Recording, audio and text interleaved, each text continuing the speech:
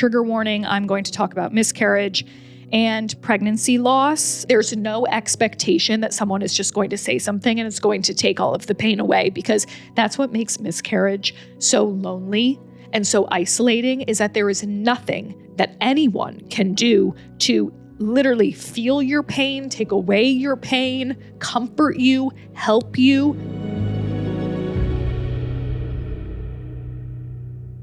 Guys, I don't really know how to start this episode in any other way other than to say, trigger warning, I'm going to talk about miscarriage and pregnancy loss. I'm sure a lot of you guys saw on my Instagram that unfortunately I have miscarried our third baby, what would have been our third baby.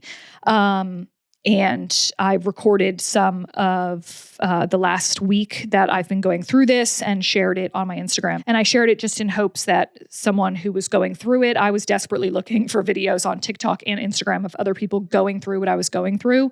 And I could find some, but not that many. I feel like a lot of people don't talk about this. I feel like it's just such an isolating, alone feeling. As soon as we found out that I was pregnant about 3.5 weeks ago, I told myself that I would record myself talking to my baby every single day, because if you've been through a miscarriage before, you know that it robs you of all the joy and excitement and hope and security that you have in your body, which is really, really fucking unfortunate. And I think back, so my first pregnancy ended in a miscarriage, and then we got pregnant with Lennon. And when we got pregnant with Lennon, I didn't tell anyone in a fun way. I didn't record anyone's reactions. We just kind of told them with like yeah, we're pregnant again. But like, it just had this like doom cloud over it. And I regret that so much, because she obviously deserved to be celebrated to the nth degree, however the fuck you say that. So anyway, I'm not just going to talk about my story. I can touch on it if needed, but I want to talk about a couple things that I get asked a lot about miscarriage. One is how to support and maybe help a friend or someone that you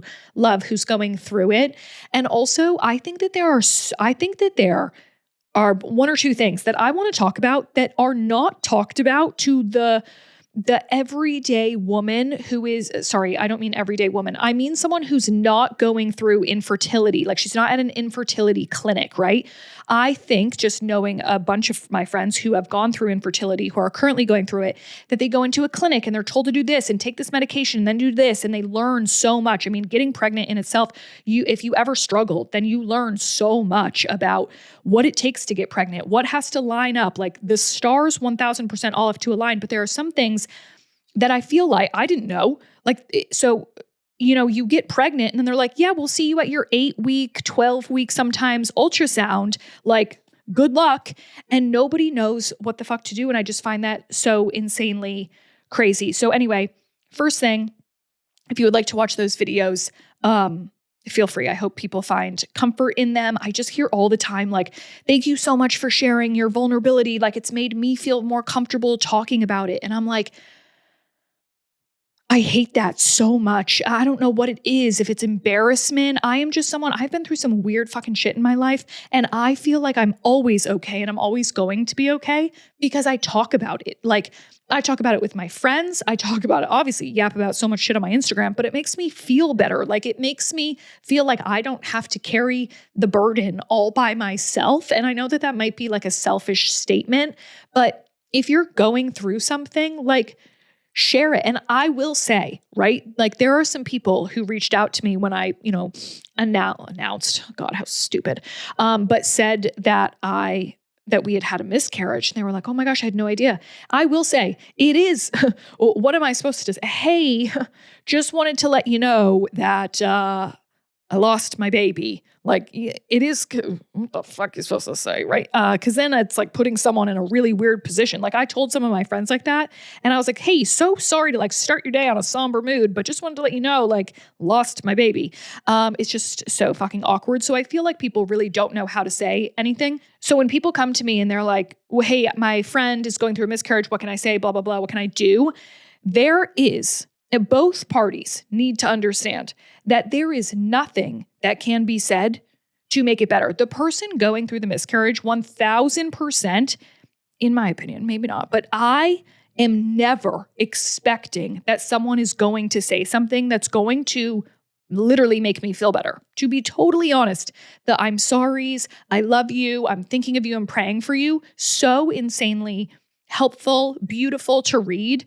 Does it make me feel better necessarily? No. So take that pressure off of yourself that there is truly nothing that you can say that's going to make it better. However, there are some things that you can say accidentally. Obviously, I know that nobody has this, what's it called? Malicious intent, but that can sting a little bit. And what I want you to never say is just don't start any sentence with at least, right? Like at least you were able to get pregnant. At least you were early. At least you have Lennon. At least you are young. At least you weren't farther along. Don't say that. And I know that it doesn't come with, again, any malicious intent, but that can really, really sting. So I feel like you just saying that you are there for them and you're praying for them and you love them, whatever it is that you want to say is enough. I promise. There's no expectation that someone is just going to say something and it's going to take all of the pain away, because that's what makes miscarriage so lonely and so isolating, is that there is nothing that anyone can do to literally feel your pain, take away your pain, comfort you, help you in most aspects. So I just want everyone to keep that in mind.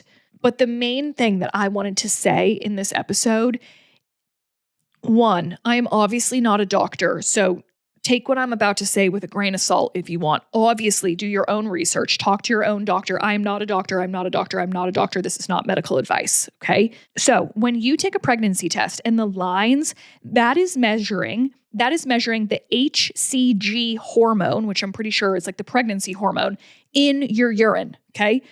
So if it's faint, that means that there is some, but it's not that strong. So as you start taking more and more pregnancy, not that it's not that strong, there's not a lot yet, probably because you're in really early pregnancy, right? As you further along in your pregnancy, those lines get darker, right? You just have more HCG in your system. It's a pregnancy hormone. Well, what a lot of people don't talk about is progesterone, okay? And that, I don't know exactly what it is, but how I think of it in my brain is the hormone that supports pregnancy, that almost like protects the pregnancy. My advice is when you first get pregnant, you call your OB, you set up an appointment. All of my pregnancies, I have found out when I'm like 3 weeks and a couple days pregnant. So that is a lot of time between then and my first ultrasound, okay?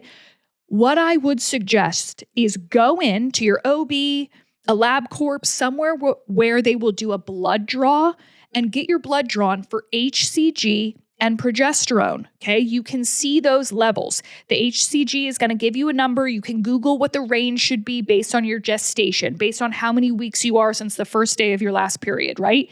You're going to go in, they're going to give you that number, and they're going to give you your progesterone level, okay? Where I was when I first went in, I was about 6 weeks.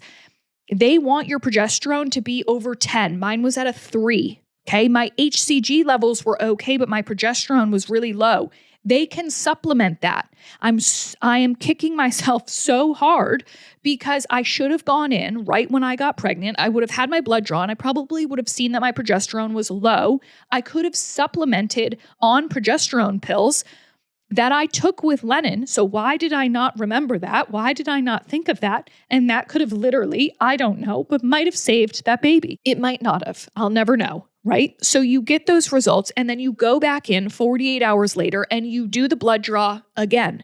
Your HCG levels, again, you can Google what it's supposed to do. I think it's supposed to like double in 24 hours, maybe double in 48 hours, but you go back, you should see that the HCG is rising and the progesterone is still strong. So many people, your quote, average new mom who's trying to be a mom, who's not going through an infertility clinic or isn't having these conversations all the time, I feel like doesn't understand that you can do that. And like you can advocate for yourself and go get those levels tested and you have some reassurance. And I don't know, again, I'm not a doctor, but like my doctor told me that I can start taking progesterone 3 to 4 days post ovulation, because you don't want to take it beforehand because it like closes your cervix or something. Like don't take progesterone when you're trying to conceive, But after you ovulate, take that because it helps with like implantation and supporting the pregnancy. So I just feel like I didn't know that. I didn't even fucking remember with this, which it's really hard not to have guilt and it's really hard not to blame yourself for pregnancy loss. I think any woman does. So much of it is completely out of your control and absolutely nothing that you did wrong. You couldn't have. It was never meant to be. There was something wrong with the baby. There was something that was going to eventually be wrong. That is so true. But I don't think that people understand that you can go in and get those blood tests. So I would really recommend it for peace of mind and to know some options, right? Make sure you talk to your doctor. Make sure you Google what the ranges are. Make sure that you're not just listening to this and do what I say, right? Like, that's just my experience. Anyway, that's really all I can talk about right now. This miscarriage has been going on for like 8 days now, 9 days. Where my first miscarriage, it was all one big event, like TMI. But the cramps like woke me up out of my sleep. There was blood everywhere. It was like one big event, right? And then it was over. With this, I started spotting. It started getting a little bit more. I went in, had an ultrasound. They said that I had a faint pregnancy test line. Then they tested my HCG. Because of the ice storm, the results didn't come back for multiple days. So I literally was just and I was bleeding. And it was just the oddest experience to just live your life wondering if there's a baby that's okay inside of you or if you have lost it. And, life just goes on. And that's, I think, what makes it so lonely is because I think about it every minute of the day, right? And I always think about my first baby, and I'll always think about this one. And I just think that it's hard to explain.